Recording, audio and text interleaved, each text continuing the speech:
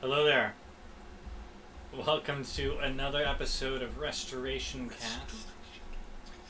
This is episode 2 of our third season. We're talking about in the Bible, ?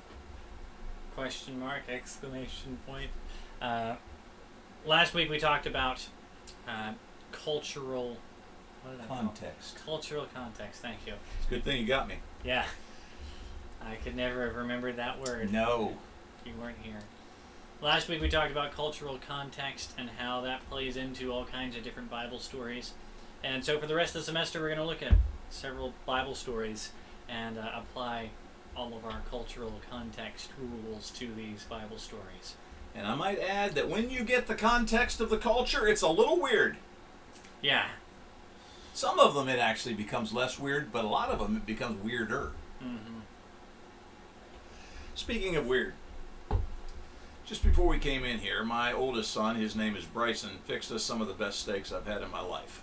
This is Labor Day weekend, and we really enjoyed those. And then immediately my grandson, who is now 9, he demanded that we all play Nerf gun war.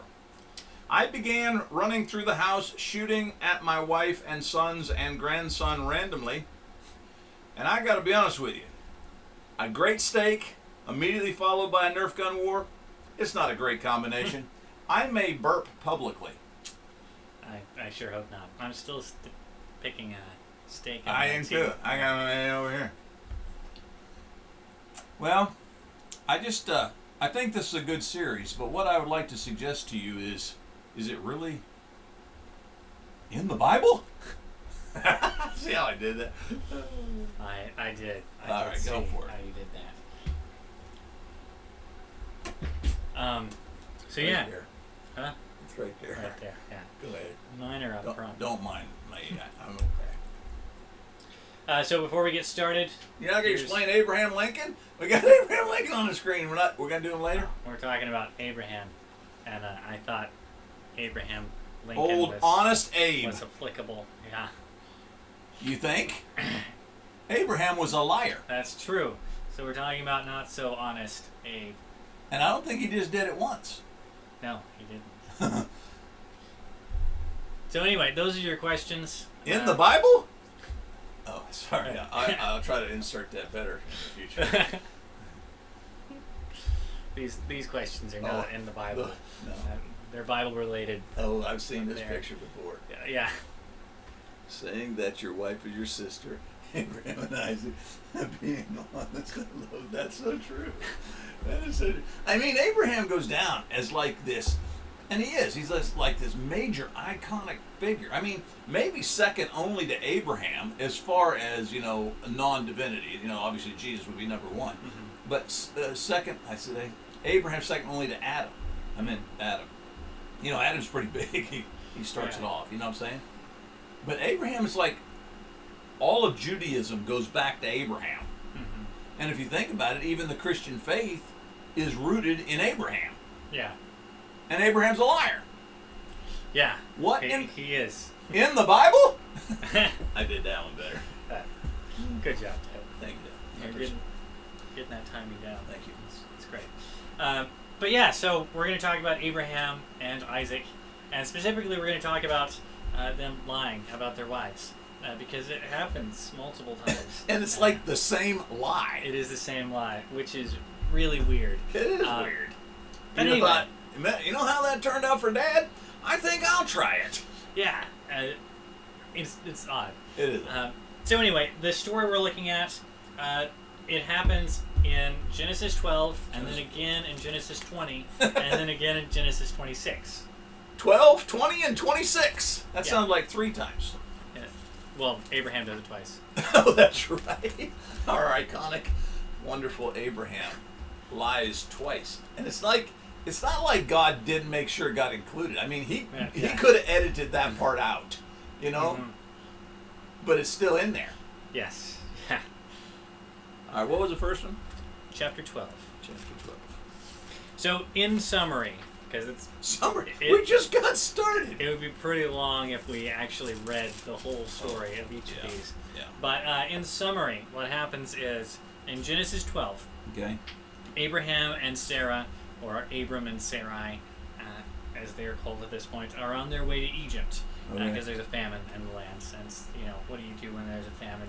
You go to Every Egypt. time, always go to Egypt if Yes. there's a famine. I think the only other time that they go somewhere other than Egypt for a famine is actually coming up.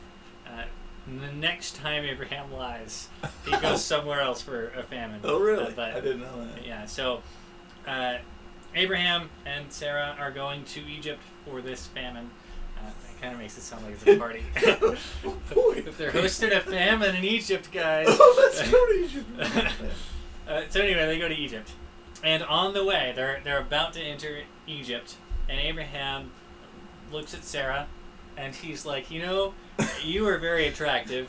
For the first time in our marriage, I'm thinking something, honey. You know what? You're drop dead gorgeous. I don't know how I missed that to this point. Yeah, so what we're going to do is, whenever we go into Egypt, I'm going to tell everybody that you're my sister, because then they won't kill me. Because they want you. Yeah. And he's right, I guess, because they go to Egypt, and immediately what happens is all of the Egyptian princes start bragging about Sarah to Pharaoh. And Pharaoh's like, I guess I ought to, put her in my harem, like you do. And so he does. And he gives Abraham all of these gifts and stuff because you let your sister be part of my harem. Yeah. And Abraham's just living it up. He's living good, but his wife's living in the other palace. Yep. And then God curses Pharaoh. And something kind of obscure happens because God curses Pharaoh. And then Pharaoh just immediately goes to Abraham and he's like, what did you do to me, man? Why would you tell me that your sister or your wife is your sister? Although she is his sister also, which makes it a in little... the Bible. Yeah. So anyway, then he tells Abraham, "Get out of here," and Abraham Please. leaves, and that's the end of the story. There's a part of this story that's always bothered me. Okay. Abraham lies, gives his wife to an unsuspecting other dude, and the other dude gets cursed. Mm-hmm. Are we going to explain that in this, in the Bible moment? Maybe. Okay. I don't know. I don't really know the answer to that. There's just some oddities here. I mean, I think a lot of what's going on there is just God has already promised to bless Abraham. Yeah. Right? He chose Abraham as, his man rather than Pharaoh.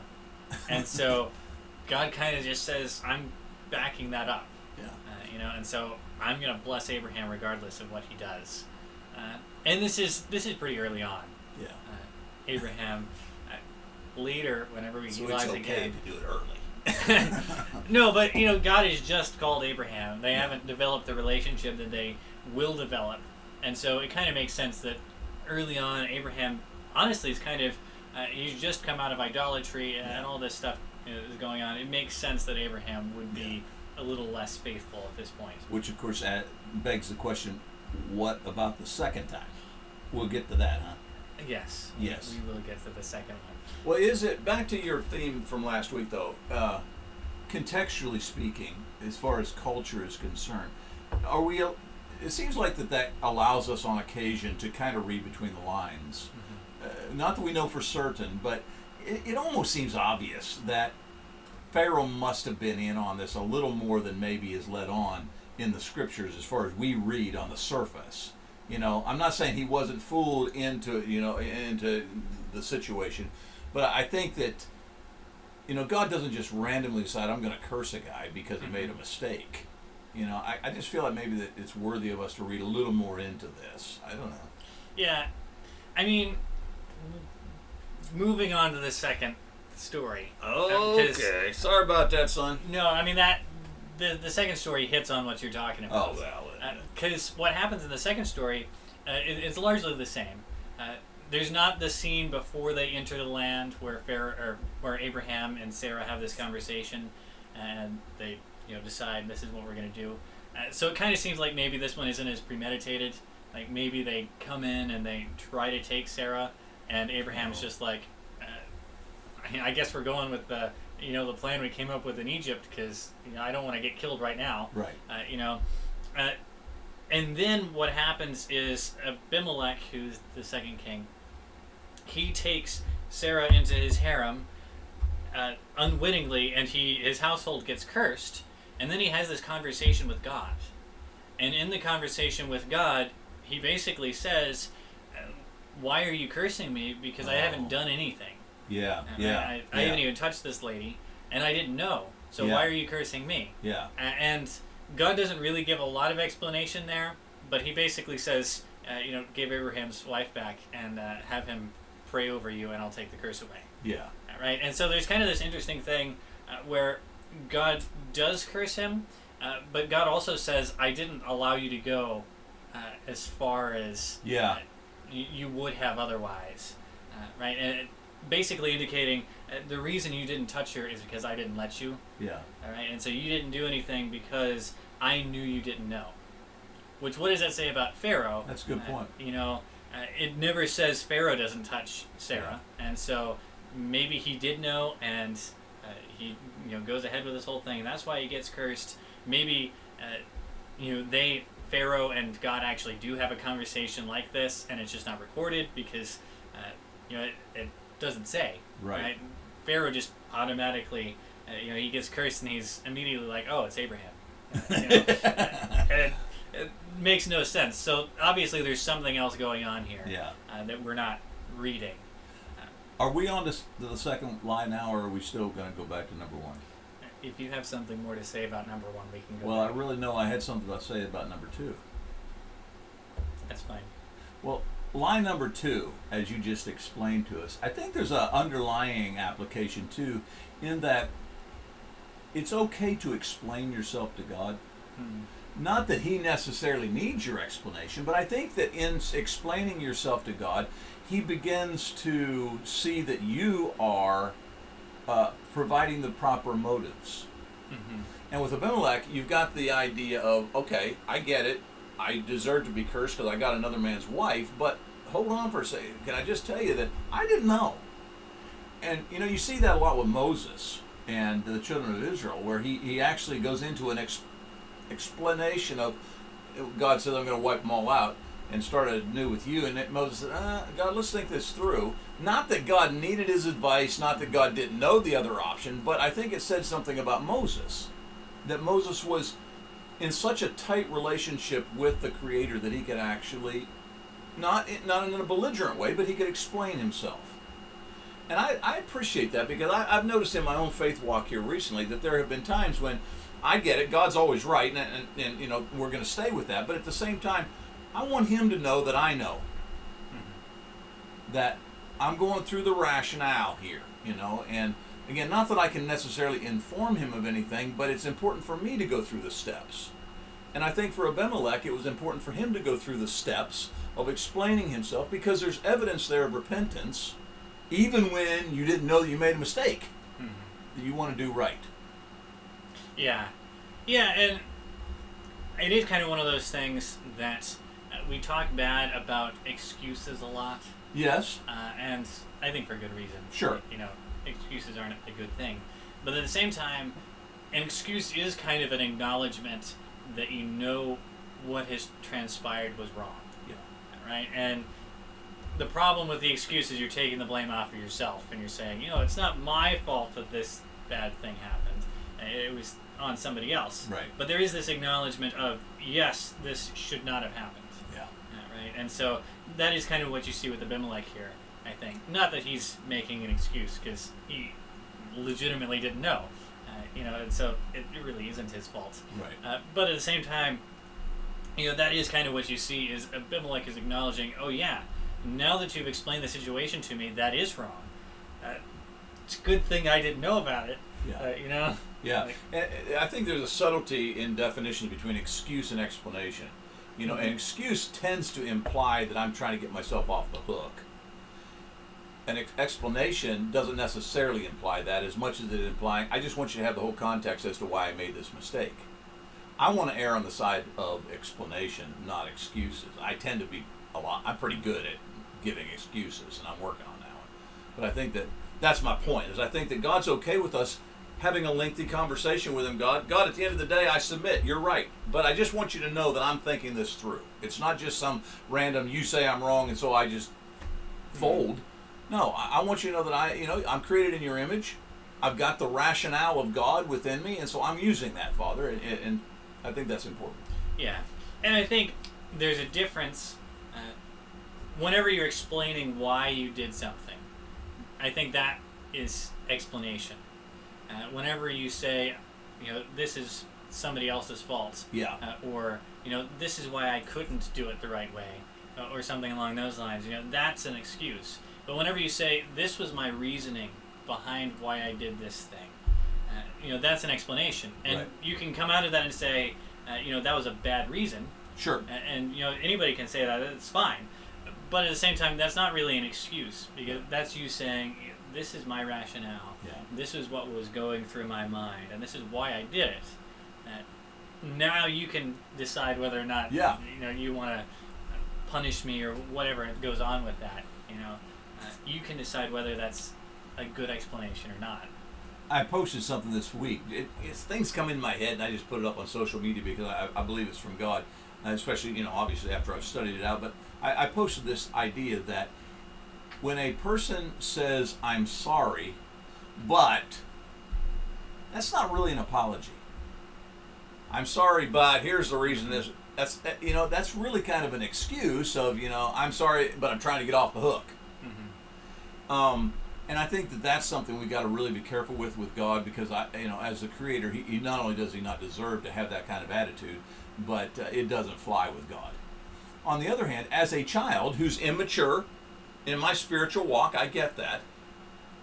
I wouldn't be upset at Judah, who's 9 years old, if he came in with a tear in his eye and said, Papa, I realize I shouldn't have done that, but I didn't know. That would not only endear me to him because he's thought it through, but it would certainly make me want to forgive him, And I don't want to get ahead of myself, because I'm not sure about. But didn't Abimelech get kind of blessed at the end of this, where it seemed like his women couldn't have children, and then at the end they could? Am I on the wrong story? That's right. I don't know if blessed is the right word. Blessed is not the right word, people. Well, basically what happens is that's the curse that God puts on. Oh, yeah. You're right. His household. And then he has Abraham pray, and the curse is lifted. I don't know if that counts as a blessing or not. But. Well, if you're forgiven, and but then again, he didn't do anything wrong at the front. Can we do a different episode on that one? Sure. I'm going to have time. Next week, Abraham and Isaac lie, part 2. Part 2. Okay, I'm ready. Go ahead. What's next? There's also Isaac. Yeah, this is the part that just blows my mind. Yeah, so pretty much the same thing happens with Isaac to begin with. He and Rebecca go into the land, and the same land that Abraham has just been in, which is Gerar or something like that. Yeah, could be. Is this Abimelech's place? Yes, this is Abimelech's place. There's another king. His name is Abimelech, or maybe it's the same king. That's what I wondered. I like to err on the side of it being another king. See, I don't. I'm gonna lambast him with everything I got. It's the same king, and he comes in with the brazen attitude. I'm gonna do the same thing Dad did, but I think it probably is a different king. Yeah. Time passes. Yeah, and the results are completely different. Yeah. Because what happens is he goes in and he's like, Rebecca, you're really attractive, and these guys are gonna want to kill me for you. So. Let's just say you're my sister. And they go and they say that she's his sister, and nothing happens. And then one day Abimelech is looking out his window and he sees Isaac and Rebecca. Keep it PG. Getting it on. Yes. It actually says they're laughing in the tent. But well. I think that's a mistranslation, because Abimelech is immediately like, that's not your sister. Because you can't be laughing with your sister. That's another in the Bible moment. Yeah. Yeah, so anyway, So Abimelech figures out that they're married, and then he goes and he's like, "Why did you tell me that was your sister?" And that's pretty much the end of it. 'Cause Isaac's just like, "Well, I was afraid that you guys were gonna kill me." Yeah. And Abimelech's like, "Okay, well, I guess we can. I don't know. Let bygones be bygones." Again. Yeah. Fool me once, fool me twice. Well, I don't know, you might be going to go here, but in the Abraham story, Sarai, or Sarah, sure enough was his half-sister. Yeah. Now, I get that in the Isaac and Rebecca thing, that it's not quite that way, but they still, too, were also related, if you think about it, because Rebecca would have been like his cousin or something, right? Something. I don't know. I don't know if they're related, because... Didn't he go home to his mom's brother? That's Jacob. I'm sorry. Did Jacob lie? Yeah, Jacob lies a lot. He does lie a lot. And you gotta wonder if they're not a family history that's just kind of building till we get to Jacob. Yeah. I'm sorry. I got us all. Just scrap all that. That's why we got him. See, I'm just here for color. Don't look to me for real depth there. Okay, go ahead. So what we kind of come up with as we look at all this is there's several problems that we have with this passage from a Western perspective. Well, first of all, she's not very pretty. Well, it was a different time when this was painted. Oh, that's just my Western perspective coming out. Yes. I guess. He doesn't look very Egyptian either, but that's supposed to be That's a Pharaoh. good point. Yeah, he looks like he's straight out of Italy. Like he just baked a pizza. Okay, never mind. They gave him the turban. The turban. To make him look more Egyptian. But he's got the whole Italian mustache going. Yeah. Anyway, so we have what I've decided are 4 problems with this. There's probably actually more. Which, of course, whenever I say problems, is really not the right word. Because it's not that there's a problem with the passage in particular, but it's kind of this, as we look at it from a Western perspective, we say, well, why in the world would these characters act this way? Right. Nobody does this. Why would anybody do all these things that they've done? So the problems, as I have listed them, are problem number 1, why did this ever even cross Abraham's mind to begin with? I mean, you get the whole they're going to kill me thing. That makes sense that he would want to prevent that from happening. But why is this the solution? Yeah, why not put a veil or a bag over her head or something? Yeah. No, I think I'll just parade her downtown and call her my sis. Hey, sis. It works. It did work. In fact, Abraham leaves with a bunch of junk. Yeah. Question number 2, or problem number 2, is why do people keep wanting to marry Sarah?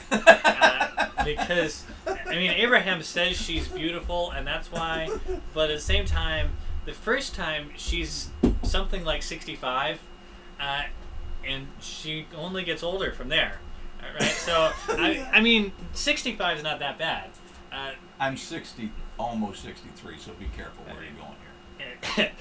Yeah, but she gets pretty old by the second time this happens. Yeah. And so you can kind of see, maybe Pharaoh's just into older women, but... Yeah, that's what it is. By the time it gets to Abimelech, it's, I think, gotten a little ridiculous. But you got to consider that this woman's going to have a baby at 90. That's true. So I don't know what that means, but maybe if she's doing okay on the inside, she may be doing okay on the outside. I guess. Still trying to keep it PG. Number 3. Okay.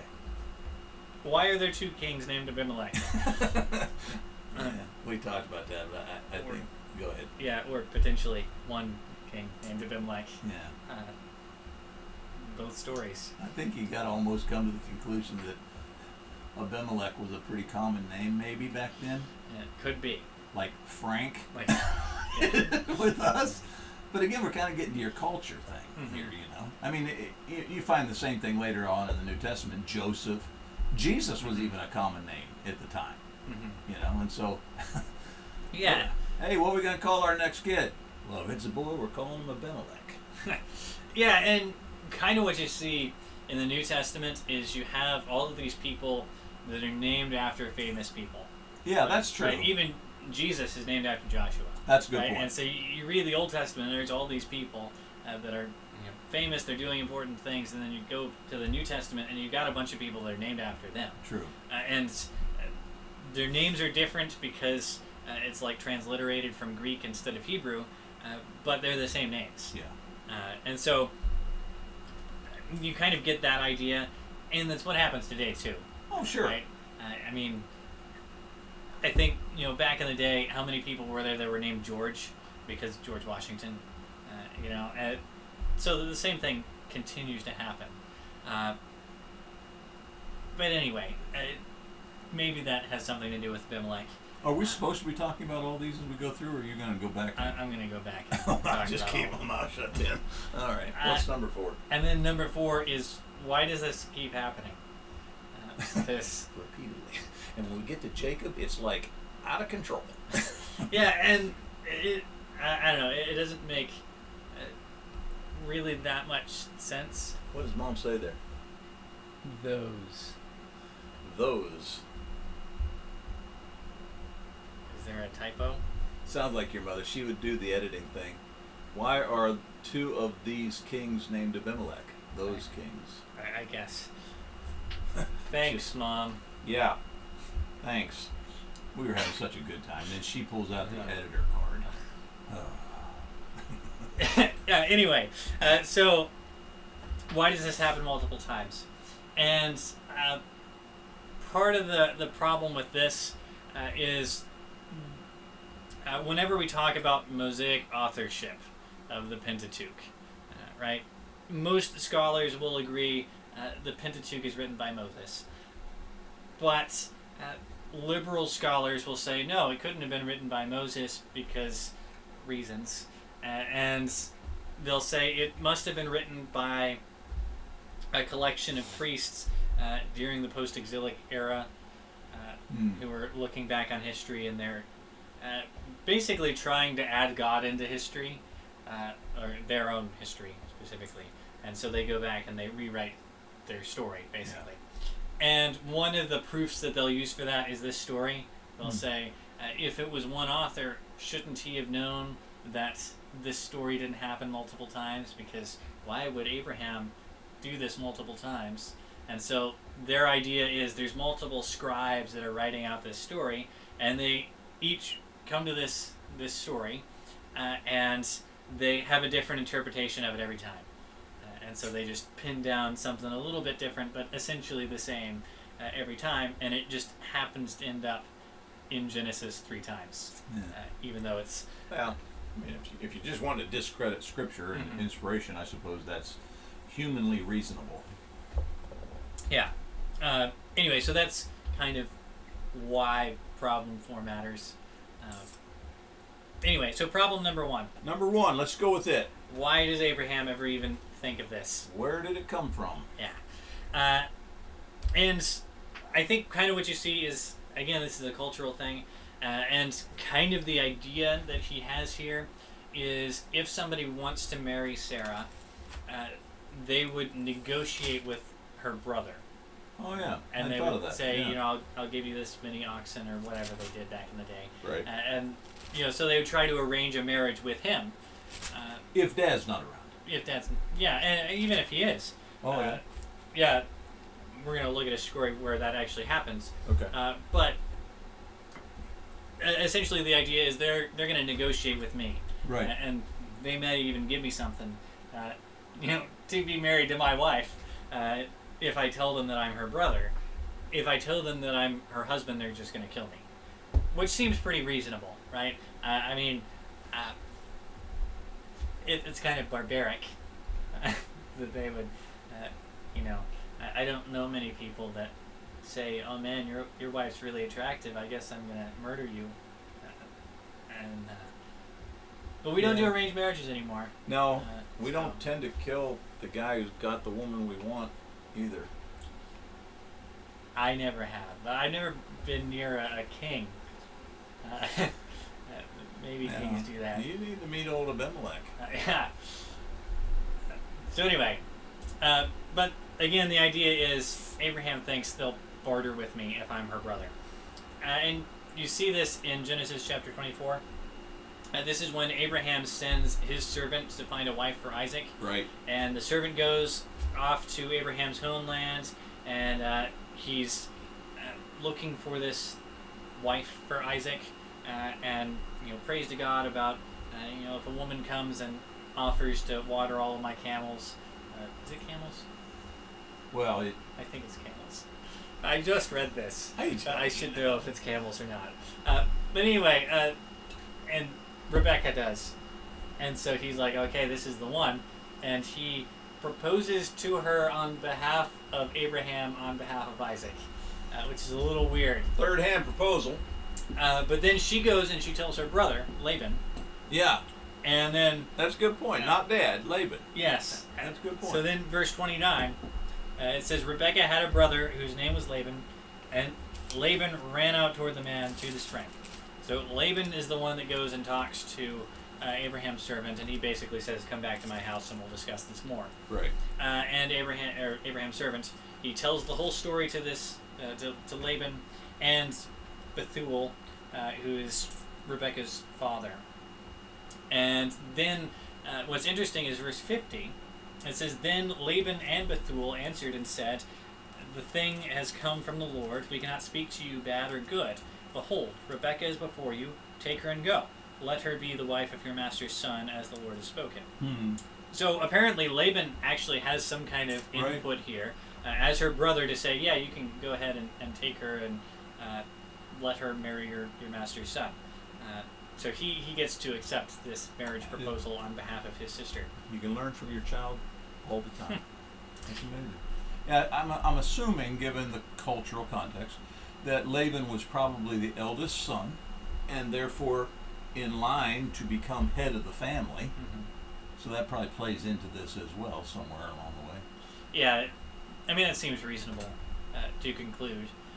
But you can see how, if that's the case, that, apparently brothers had some kind of ability to make these kinds of decisions, negotiate. Yeah. You can see how a man traveling alone with his sister, or with a big group, but no father present, how he would pretty clearly be the one. Okay, you're supposed to go to that guy. Right. He's clearly the head of the household, and he's got this sister, and so it makes sense. Sure. That would be why Abraham would go here. This is kind of a thing that happens. Yeah, that's excellent explanation. I hadn't thought of that. I've just put it all on Abraham's shoulders, like, what in the world, man? But yeah, that makes sense. Yeah, and kind of what you see is Abraham almost acknowledges this idea, because whenever he's talking to Sarah, essentially what he says is, if they know I'm your husband, they'll kill me, but if they think I'm your brother, they will bless me. All right, so kind of the idea seems to be, if they think that I'm your brother and they want to marry you, they'll take you and they'll give me something good. All right? Why does Sarah agree to this? Bless her heart. But she's a good woman, I guess. I guess. She's an example of a good woman. 1 Peter chapter 3. Yes. And that's actually a pretty good segue, because problem number 2 is, why do people keep wanting to marry Sarah? 1 Peter chapter 3. Are you going to put it? I was going to put up. Seriously? 1 Peter chapter 3, yeah. He does not share his slides. I don't want people to get out there and think that I'm just... No. Man. We were connected by brain on this one. All right, go ahead, son. Yeah, so kind of what you see is the description that's given of Sarah is kind of an interesting word in Hebrew. I'm getting this from a commentary. I don't do Hebrew. You don't do Hebrew. So if this is totally wrong, you can blame John Walton.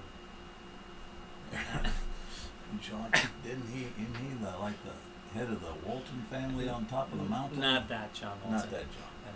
This one. This one, the commentator? Is a commentator, yeah. John Walton, never heard John of him. H. Walton. H. Henry. Maybe. I don't know what the H stands for.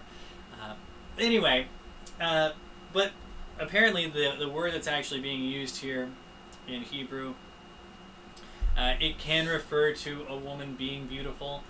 It can also refer to a man being handsome, or it could even refer to a cow being good looking. You never put Some woman way. and cow in the same sentence. You're going to get nasty letters. I'm not the one that wrote the passage. Yeah. Okay. Talk to Mr. Walton. So the point is, maybe it's saying she's physically attractive. Okay. It could also be saying that there's just some good quality about her that she has.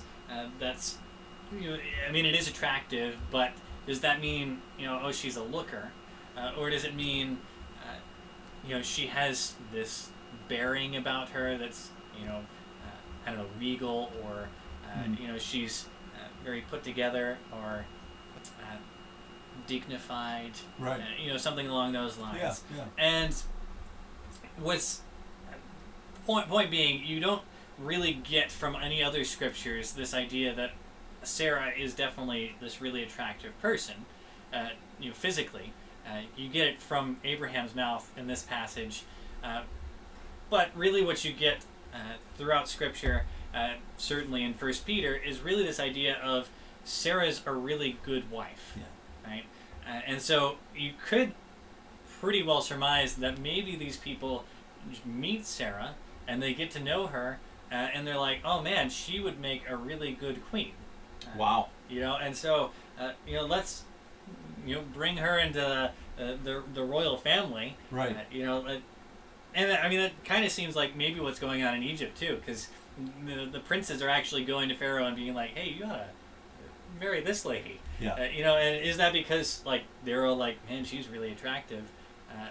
Or is it, man, I think she would make a really good queen. Let's get something going here, Pharaoh. I don't know. But this is an option. Well, whatever you do with it, when you tie 1 Peter 3 into the Genesis story, you get either what you're saying, that it wasn't that she was necessarily all that good looking, she just was very, regal, wonderful woman, wonderful wife kind of thing, or you get both. Yeah. She's drop dead beautiful, and she's, what a wife. Mm-hmm. Imagine what that would do for the kingdom. Yeah. Yeah, exactly. I guess we ought to read 1 Peter 3. I said that wrong. She's drop dead beautiful, or what a woman, because at this point, supposedly Pharaoh and Abimelech don't know she's the wife. That's true. But she's an outstanding woman. Mm-hmm. And maybe she drop dead beautiful too. Woo. Could be. She's pretty old by... Yeah, I forgot about that part. You did say that. Okay. So I don't know, but... So 1 Peter chapter 3, verses 1 through 6 says, likewise, wives, be subject to your own husbands, so that even if some do not obey the word, they may be won without a word by the conduct of their wives, when they see respectful and pure conduct. Do not let your adorning be external, the braiding of hair and the putting on of gold jewelry, or the clothing you wear, but let your adorning be the hidden person of the heart, with the perishable beauty of a gentle and quiet spirit, which in God's sight is very precious. For this is how the holy women who hoped in God used to adorn themselves, by submitting to their own husbands, as Sarah obeyed Abraham, calling him Lord. And you are her children, if you do good and do not fear anything that is frightening. So essentially the idea Peter brings up is that women ought to act in a certain way, and he's going to get on men here in a minute. I'm not going to read that part because it doesn't have anything to do with just Sarah. to give it balance. We don't want any hate mail. Yeah, exactly. But he goes with this idea of if you act a certain way and you're married to a non-believer, you can win them over without even having to argue with them, or you don't have to have any of these kinds of discussions. You don't convince them that Jesus is really God. You don't have to do any of these things. Just act like it. Wow. Right? If you act like you believe it, then it could very well be that people will see that, and they will, wow, they'll act accordingly. They'll say, powerful. That must be true. Yeah. And the example he gives is Sarah.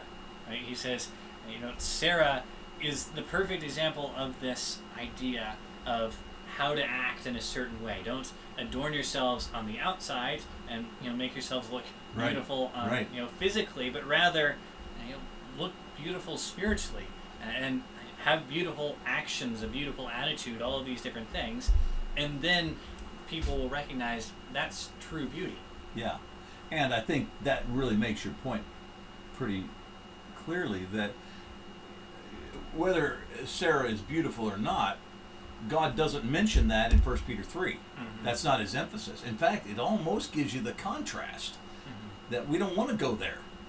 And so it kind of makes your point that, the reason Sarah is so outstanding has nothing to do with her beauty. Mm-hmm. So maybe what you're saying in Genesis is accurate, that when she shows up, whether it's as an old woman in Abimelech or a younger woman with Pharaoh, either way, that it's not so much that she's drop dead gorgeous, but that rather she's got that quality, that character of a woman that's like, wow, I want to be around somebody like that. Yeah. And, I mean, this is definitely true. Her being really attractive is probably true. Sure. And then, of course, you've also got the, maybe Pharaoh and Abimelech are old, which would make sense. Nearsighted? Nearsighted. No, I think, I'm going with the other. I think that 1 Peter 3, God is saying we got a beautiful woman here, but that's not what I needed you to see. I need you to see that she really, as far as her core beauty, that's where the beauty was. Yeah. I think that's what God's saying.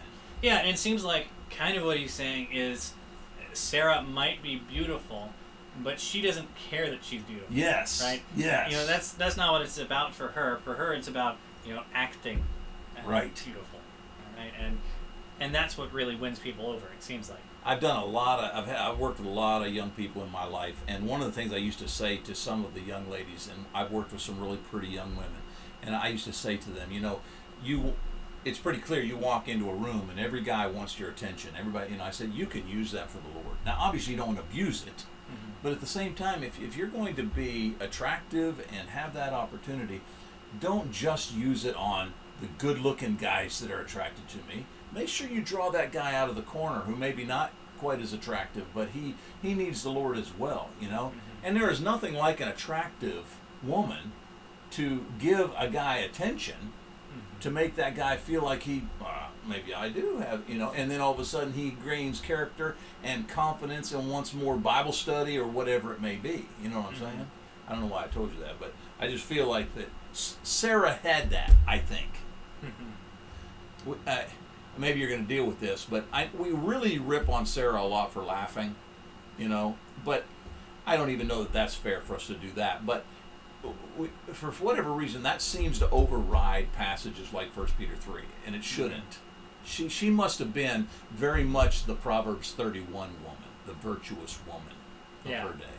Yeah, and we read passages like that, passages like her giving Hagar to Abraham. Yeah. And we almost paint her in this light like, Sarah's not a very good wife at all. Yeah. Right? And that's sad because if you read the New Testament, it's actually overwhelmingly positive. It is. Towards Sarah. I can't think of a single New Testament passage that's like, oh yeah, Sarah, she was okay. Every time, it's either you're going to mention Sarah and you're going to mention all of these good qualities that she had, or you're just not going to mention her at all. Yeah, very glowing when you talk about her at all in the New Testament. Well, that's number 1. Or is it? It was number 2. See, that was number 2 because I'm clearly paying attention. Yeah. Oh dear, sorry about that. That's right. Okay. I forgot what number 2 was. My seats. I got problems again last time. I'm doing better though. Go ahead with number 3. All right, so number 3. Number 3 was there's 2 different kings that are named Abimelech. Maybe. Or this one guy lives a long, long time. Yeah. Could be Abimelech is just... what's more likely, though, is Abimelech is a family name. So you don't get that exactly in Judges 8, verses 22 through 23, but you get kind of a similar idea. So you get this story of Gideon, right? And Gideon has gone and he's defeated the Midianites. Could be. They tend to be pretty much all around all the time. And he drives them out of the land with, God drives them out of the land, and Gideon's there. That's pretty good. That's a pretty good commentary because Gideon doesn't bring much to the table. Yeah. So anyway, Gideon does that, and then the people are all really impressed with Gideon. Yeah. And so the men of Israel come. This is chapter 8, verses 22 through 23. It says, "The men of Israel said to Gideon, 'Rule over us, you and your son and your grandson also, for you have saved us from the hand of Midian.' Gideon said to them, 'I will not rule over you, and my son will not rule over you. The Lord will rule over you.'" Which sounds pretty good, except then Gideon has them give him all of their gold, and he makes this ephod out of it, and he worships it, and so all the good ones, What in the world? Yeah. Anyway. So he does that, and my computer just died. It's okay because I'm seeing it on my. It really died? Yes, it died. Well, for Pete's sake. How are we gonna? Isn't there power coming to it? There was, but not enough power to keep it sustained. Are we gonna do part 2 next week? What am I gonna read? We can continue. Oops.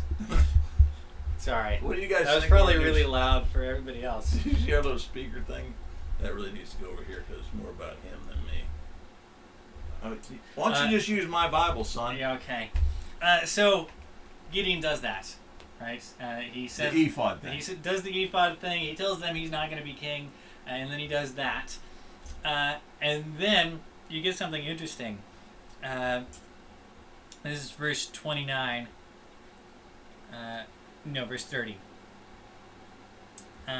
Gideon had 70 sons of his own. 70? 70. He had a lot of concubines. He was busy. Yeah. For he had many wives is the next part of that verse that I didn't read. Well, he's still busy. That doesn't take away from busy. That's true. Verse 31, his concubine who lived in Shechem also bore him a son, whom he named Abimelech. There's our name. And then it says he died. Gideon, not Abimelech. Oh. But what's interesting about this is the name Abimelech actually means my father is the king. So really? Gideon basically says, no, I'm not going to be your king, and my son's not going to be king either. And then he names his son, my father's the king. And then his son goes and kills all of his other sons, except one. And he basically becomes king of Israel. So he lived up to his name. Yeah, basically. And then he's deposed rather quickly. Somebody throws a millstone out of a tower and hits him in the head. But I think the point here, a millstone out of the tower and hits him in the head? Yeah. That'd be a bad way to go. It was a woman too, wasn't it? It was, and he was like, somebody kill me so that they can't say that Abimelech was killed by a woman. And what a goof. But my point is, being that we're in the book of Judges, and we're talking about an Abimelech in the book of Genesis, I'm pretty certain these are not the same guys. They're not the same guys. Definitely. We got too many chapters in between, people. Yeah. So, kind of what you see is, definitely they're not the same guys. Common name. But, yeah, it is a common name. But you also get that little detail about what the name means is my father is the king. Oh, I see. And since in Genesis what we're looking at is actually an Abimelech who is king, it seems pretty reasonable that would be a family name. Yeah. And that, either this is just the name that the kings of Gerar, if that's the place that we actually are, I think that's the name. But, maybe it's just the name that these kings have. Kind of like a dynasty name. Yeah, and so, just every time you just name your son Abimelech, because this guy's going to be the next king. Or maybe it's like a royal title, like, we don't say Pharaoh, or we don't say King of Egypt, we always say Pharaoh. Yeah. I say Pharaoh, King of Egypt. But, it's kind of one of those things. Maybe that's just the name of the king of this particular region is Abimelech. And so that's That's question number 3. Question number 4 is, why does this keep happening so many times? And what's interesting about that, which would be easier to talk about if I had slides, what's interesting about that is the fact that these stories are very similar in a lot of ways, but they're distinct in important ways. Oh, yeah? Right? So, in the first story, Abraham and Pharaoh. All right. Which is Genesis chapter 12. Basically what you see happen is, first of all, Abraham plots this whole thing out beforehand. Right? He says, this is what we're going to do, Sarah, before they even get into the land. Okay. So premeditated. Yeah.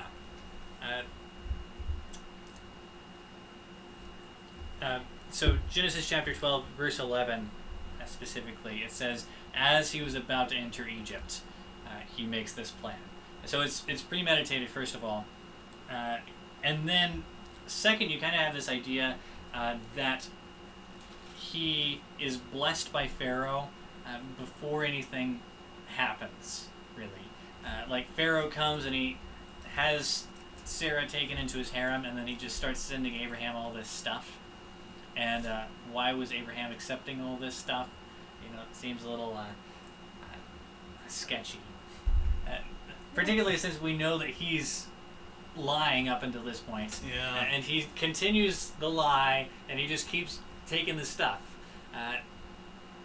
You gotta wonder if he wasn't planning an exit here. He's got all this stuff. Yeah. And if Pharaoh never finds out, that's good for me, but I really don't want to be around if he does find out. That's true. And he does. But then the third thing that's interesting about this one is Abraham doesn't give any explanation. Right? Pharaoh just says, why did you do this to me? Be gone. And Abraham just leaves. He never says, this is why I did this or anything. There's no explanation, which kind of implies that there's not really a lot of remorse on Abraham's end in this particular story. And so kind of what you see is Abraham starts off in this place where he's really not a very good guy, right? God calls Abraham at the beginning of chapter 12, and what Abraham's got going for him up until this point is just whenever God says go, Abraham goes. And then Abraham kind of almost shows his true colors.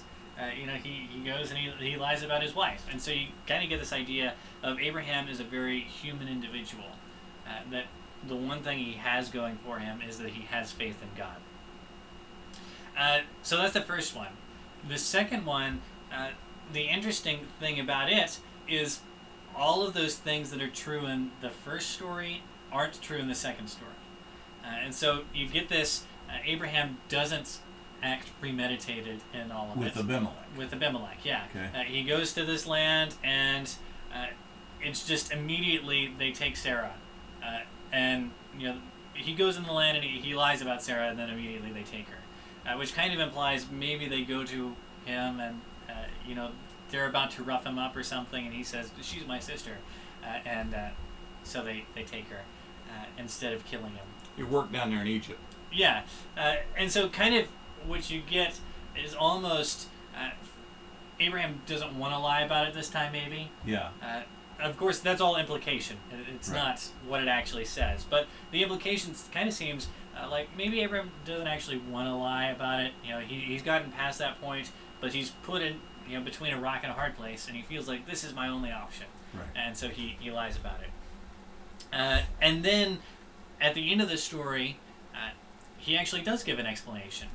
Right? It's not a great explanation, but he basically says, I came into the land and I was afraid because I saw there was no fear of God in this place. And so I told you guys that she's my sister. And in fact, she actually is my half-sister.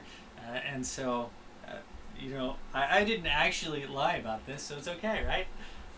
And Abimelech is still pretty mad about it.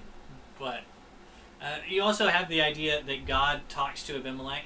And what he says specifically to Abimelech is, you messed up, and you got to go to Abraham and make this thing right, and then have Abraham, who God actually calls a prophet, in this passage. He says, go have Abraham pray for you, and we'll take this curse away. And so,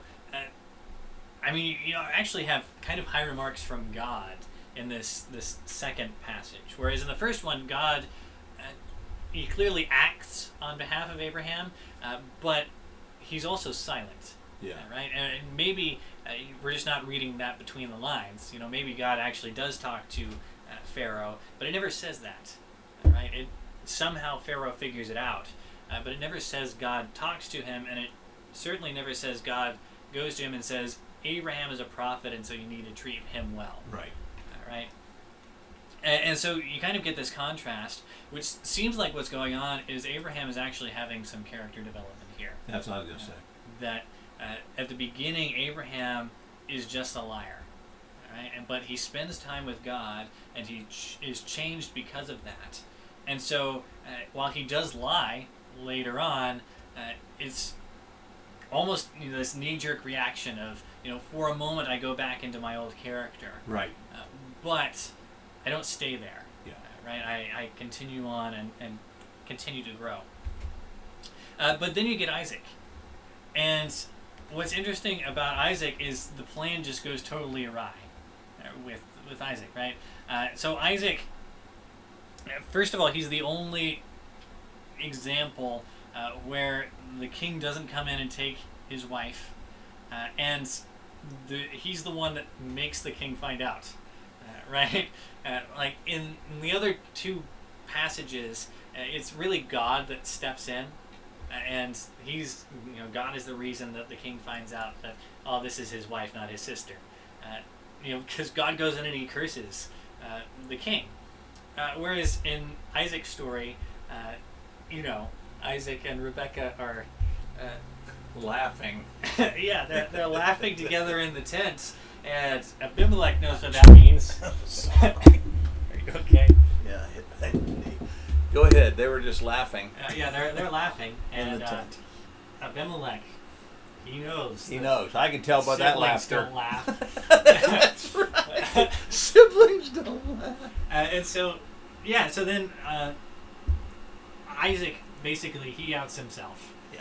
For this whole thing, and then he's the only one that isn't given any kind of gifts or anything by the king. Because in the other two examples, at least in the Pharaoh example, he gives Abraham all of this stuff beforehand, and then he says, go away. I think he gives stuff to Abraham again after that, like as a make sure you get gone type of thing. Post-exit. Just to make sure you do leave. Yes. But then Abimelech, he also gives Abraham Right. all of this stuff. Which then it kind of seems like it's maybe here's this stuff, so could you pray for me and, make this problem go away? Bribery Yeah. a little bit. And I guess that's what's going on in both passages. They're bribing him. But they don't try to bribe Isaac. They're just like, what in the world, man? What have you done? It doesn't make a whole lot of sense. But the point kind of seems to be showing that Isaac isn't the character that his dad is. Right? Isaac's a little bit more, less effectual than Abraham is. And so people don't seem to take him quite as seriously. Right? And then kind of makes sense because he's the one that ruins his own plan. And nobody tries to kill him or anything. Just he's intimidated, and stuff goes poorly for poor Isaac. And if you think about it, just now until you said that, you always talk about Abraham, Isaac, and Jacob, but Isaac's like that middle child that nobody talks about. Yeah. Jacob's the one we get Israel named for, and we know about Abraham, but what about old Isaac? Mm-hmm. Well, maybe he was in the middle there for a reason, because he just kind of fills the gap between Abraham and Jacob. I don't know. Yeah, I think that's kind of the idea, is Isaac is here just because a child was promised to Abraham. Yeah. And that he fulfills his purpose in that. Yeah. And having more children. So the lineage continues on. But that's really his purpose. That's his role in the story. And so Isaac really isn't a very strong character. No, I he's guess. not. I mean, you even see this in the story of Jacob and Esau, right? That Isaac Really? is going blind, and Yeah. you know, Jacob just goes in there and he tricks his dad, and you know, everything's fine. You know. Yeah, you'd think Dad would have known a little bit more about his sons. Yeah, and so he's kind of he's this indulgent father towards one of his sons, and you know, doesn't seem like he's really that great of a dad to Jacob, and so Isaac really isn't that great of a character. Doesn't seem although to be. there's not a whole lot of like bad said about him. He's not Abraham. Yeah. Right, and so you kind of get this idea of the point of this story is Isaac can try to be like his dad, but he's not. Yeah. Right? And he never is going to be. And so, I mean, he would do well to try to be somebody else, you know, himself, I guess. Which is exactly what Jacob does. Graham's son does. Yeah. He's himself. Mm-hmm. Yeah, and it goes pretty well for him. In spite of all. Yeah. I mean, I don't know where you're going here, but it seems to me that this whole thing points to generational liarness. Yeah, it does. Is liarness a word? Look I that up. I don't think so. And it is now. I What? mean, dishonesty. Generational dishonesty. Yes, dishonesty. That is a word. But kind of the point I think that we get out of all of this is God. I mean, he works everything together for good. Right? Sure. And so you kind of get that sense in this story that even the bad things that we do, he's able to work those together for good as well. But at the same time, there's kind of this idea of God can do that, but he does it a lot more if you're bold. Right? Things just, I mean, we have this phrase of like fortune favors the bold, but I think really it's God favors the bold. That's interesting. Right? And not to say that God, you know, doesn't favor shy people or something along those lines, but whenever it comes to, you know, a God thing, that do it boldly. Yeah. Right? And that's even, you know, what kind of seems to be going on in the New Testament church. Good point. You know, in Acts, they pray for boldness. That's true. true. They're being persecuted, and they, instead of saying, you know, I'm going to pray that God will make this persecution go away, they say, you know, I'm going to pray that God will make me even bolder. Wow. And I'm going to go out and I'm going to keep preaching the word. Right? And so God, he seems to have this quality about him that respects boldness in people. That's a powerful point. And so, point being for all of us, you know, go out and be bold. But don't lie about it. Don't lie about your wife. Don't tell anybody that she's your sister. No. It probably won't work out as well for you as it does for Abraham. Not likely. Because Abraham is special, and God liked him. Not that he doesn't like you also, but Abraham is special. I can't help you out of this one, son. You dug a hole too deep on that one. Be bold. Yeah. Yeah, and that's really, I mean, at the end of this particular discussion, you know, the end of the matter is be bold. To quote Ecclesiastes, except not really.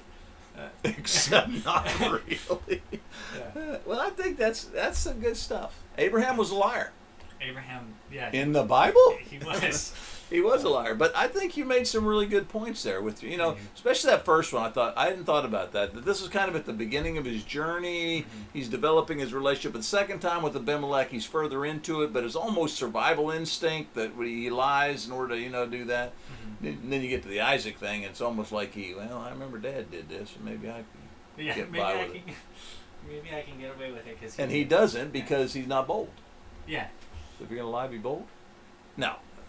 I mean, technically, from what I hear, that is the way to do it. But if you're going to lie about something... From what you hear? I'm glad I'm actually a really bad liar. Here we go, folks. So if you're going to lie, you need to make sure you're bold so that people believe in your lie. Yeah, I was at a friend's house playing board games last night. Yeah? And we played Chameleon, which is this game where you have to pretend that you know the answers to questions that you don't know the answers to. Everybody else knows the answer, but you don't. You don't. which is a gross oversimplification of the game. But anyway, I was the last one to go and be the chameleon, and it went very poorly because I don't know how to lie about things. But I think that comes down to not being confident, because if you're bold about it and you gotta be bold, son. You just pretend that this is supposed to be, this is the way that it's supposed to be. Nobody questions it. So I think the hole is pretty deep. We should have ended this thing 3 minutes ago. Yeah.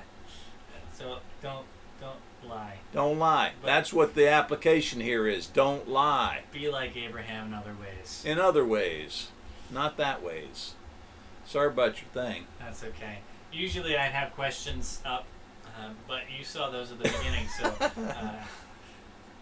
Next time we'll try to plug it in better. Yeah, I don't know what happened, but anyway, we'll talk to you next week, and in the meantime, be bold. Be bold.